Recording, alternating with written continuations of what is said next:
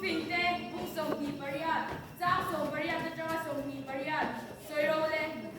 Tubo diktakom susan suai no mahal, diklok takom merok suan tuayam, alele tujuan sama ama, milero fitu erok suan pasedeyam, nirino tuan balsom nama ama, hausak kuat merok susan kabina suan labang, di kai dia chalaba, di sampai mabangin dan bot seturan dikau, mikirkan semua umat. Asuma tak samdalo tenggon kira selau. Lerni fakir tu aisuan. Misir tu tuan mua fak alo tam sokam.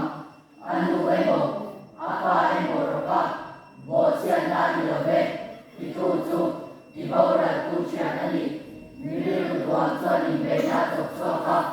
Lalpa ari nama tu ero tu itabi nauma. Mari liru rimai tu sumia ania.